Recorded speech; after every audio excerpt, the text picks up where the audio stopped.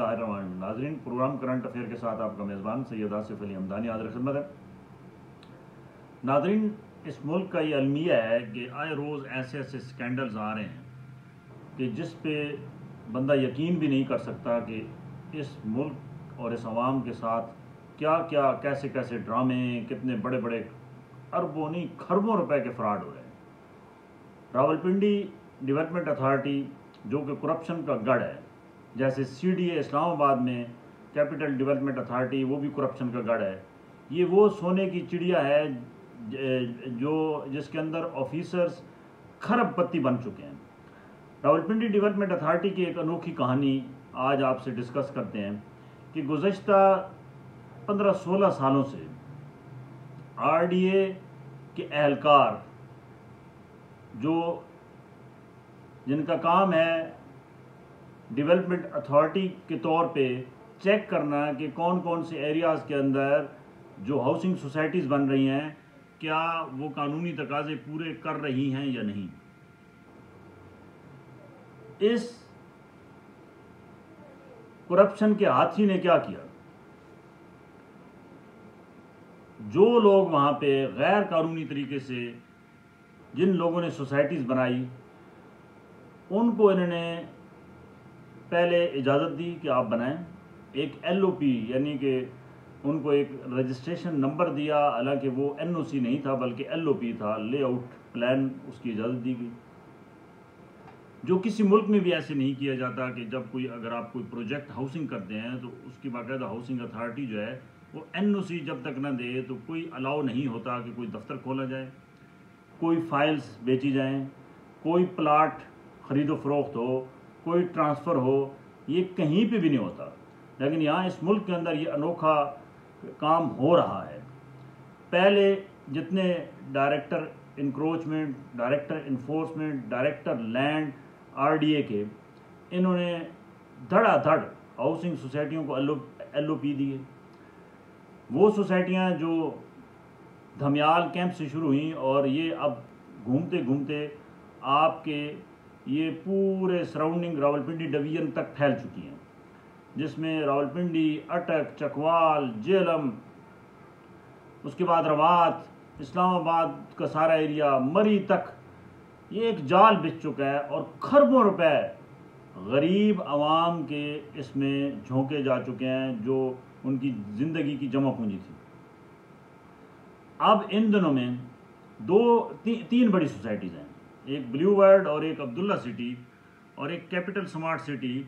ये तीन बड़ी सोसाइटीज़ हैं जो चक्री रोड पे, जिनको पिछले कई सालों से जिनके दफातर न सिर्फ पाकिस्तान में हैं बल्कि दुबई और बाकी ममालिक के अंदर भी कायम हैं, जहाँ पे धड़ाधड़ ओवरसीज़ पाकिस्तानीज़ की भी बुकिंग हो रही है और यहाँ पे भी फाइल्स का एक लामतनाही सिलसिला जो है वो अब तक हज़ारों नहीं लाखों की तादाद में इनकी फाइल्स जो हैं वो एक हाथ से दूसरे हाथ फरोख्त हो चुकी हैं। ये तमाम खेल तमाशा RDA के सरकर्दा जितने भी लोग हैं उनकी सरपरस्ती में जारी व सारी है।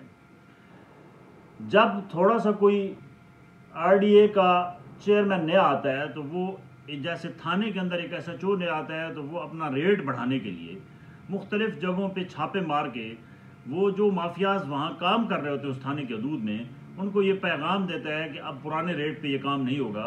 सेम RDA के अंदर भी यही मामला चल रहे हैं। RDA के जितने ज़िम्मेदारान हैं उन्होंने इन सोसाइटियों को न सिर्फ पनपने दिया बल्कि इनकी हौसला अफजाई हर सतह पे की। इनके बड़े बड़े दफातर कायम हुए, इनके गेट बने, करोड़ों रुपए के गेट बने, अंदर इंफ्रास्ट्रक्चर अरबों रुपए का बना, प्लाटिंग हुई, सीवरेज डली, सारे मामलात हो गए। अब क्या हुआ कि आज 2 हफ्तों से तमाम इन सोसाइटियों के ऊपर जो है वो क्रैकडाउन किया जा रहा है। मैं समझता हूँ कि ये सोसाइटियाँ बनाने वाले इतने बड़े मुजरिम नहीं हैं जितने ये RDA वाले हैं। ये जितने भी गैर कानूनी अगर काम हुए हैं तो ये RDA की सरपरस्ती के बगैर 1 इंच भी कोई जगह न तामीर हो सकती है ना उसके ऊपर कोई सोसाइटी बनाई जा सकती है।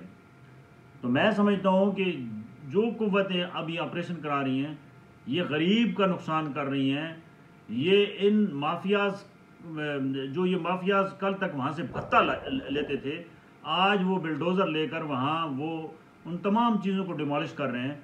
और आज ब्लू वर्ल्ड के जो चौधरी एजाज है, उसने आज एक प्रेस कॉन्फ्रेंस भी की है और उसने कहा है कि ब्लू वर्ल्ड अगर गैर कानूनी था, पहली बात तो उसने बताई कि ये मेरी जद्दी विरासत है और मैंने जिस पे मैंने ये सोसाइटी कायम की है। और उसने कहा कि अगर ये गैर कानूनी थी तो आज तक ये हमें इन्होंने क्यों काम करने दिया। हमारे अरबों रुपए की जो वो सेल परचेज होती रही, वो इन्होंने क्यों होने दी। आरडीए को उन्होंने वाजे किया है कि आरडीए जो कुछ कर रहा है ये गलत है। उन्होंने कहा हमने कोर्ट से स्टे लिया हुआ है आरडीए के ख़िलाफ़ कि ये हमें तंग कर रहे हैं और ये किसी सूरत भी हमारे ख़िलाफ़ कोई ऑपरेशन नहीं कर सकते। उनका आज एक दिलचस्प उस इंटरव्यू में ये था कि जब आरडीए के एहलकार वहाँ ऑपरेशन के लिए आए तो मैंने पूछा कि ये आप ऑपरेशन किसकी इजाज़त से कर रहे हैं। तो उन्होंने कहा जी कि हमें आप ज़िला कौंसल से रब्ता कर लें। उन्होंने कहा मैंने जब ज़िला कौंसल के जो सरबराह है उससे रब्ता किया तो उसने कहा जी कि ये ऊपर से हुक्म आया। मैंने कहा कहाँ से आया? उसने कहा जी आरपीओ ने दिया है। फिर उन्होंने कहा जी मैंने जब आरपीओ से रब्ता किया तो उसने कहा जी ये कमिश्नर साहब का आर्डर है। फिर वो कहता है कि मैंने जब कमिश्नर से रब्ता किया तो कमिश्नर कहता है जी ऊपर आर्मी वालों का आर्डर है कि इनको सफ़ा हस्ती से मिटा दो, ये सारा गैर कानूनी काम है, इसको ख़त्म कर दो। अब वो कहता है जी कि पाकिस्तान में हमारे इस रोज़गार से हज़ारों नहीं लाखों की तादाद में लोग मुंसलिक हैं। उसमें प्रॉपर्टी डीलर हैं, उसमें जो लोग जिन्होंने किस्तों पे प्लॉट लिए हैं, फाइलर हैं जो बड़ी तादाद में हैं, वो किस्तें बेचारे अपने घरों की चीज़ें बेच के वो किस्तें अदा कर रहे हैं। अब जब उनको कोई उम्मीद लग गई थी कि यहाँ पे हमें कुछ मिलने वाला है तो अब वो उम्मीद दम तोड़ रही है। तो मैं समझता हूँ कि ये आर्मी बजाय गरीबों की जो जेबों पे इन्होंने डाका डाला है उनको रिलीफ देने के बजाय इनको पकड़ें, आरडीए को पकड़ें और जितने भी लोगों का नुकसान हुआ है वो आरडीए के chairman, director land, director enforcement और डायरेक्टर इंक्रोचमेंट, चाहे वो माजी के हों चाहे वो हाल के हों, उन तमाम को लटका के उनके एसेट चेक करें कि वो जब इस थे सीट पे तो उनके पास क्या था और अब वो अरबों खरबों में कैसे चले गए। ठीक है, असल मुजरिम ये है और इन मुजरिमों को जब तक कड़ी सज़ा नहीं दी जाती ये इस किस्म के ऑपरेशन का कोई फ़ायदा नहीं है। ठीक है, और आवाम को भी चाहिए कि आइंदा वो सोच समझ के जो है वो अपनी जमा पूंजी उनके हवाले करें जिनके पास एनओसी हों। अल्लाह ताला से दुआ है, अल्लाह ताला इस वतन अजीज़ को सलामती में रखे। अपने गिरदो नवा के लोगों का ख्याल कीजिएगा।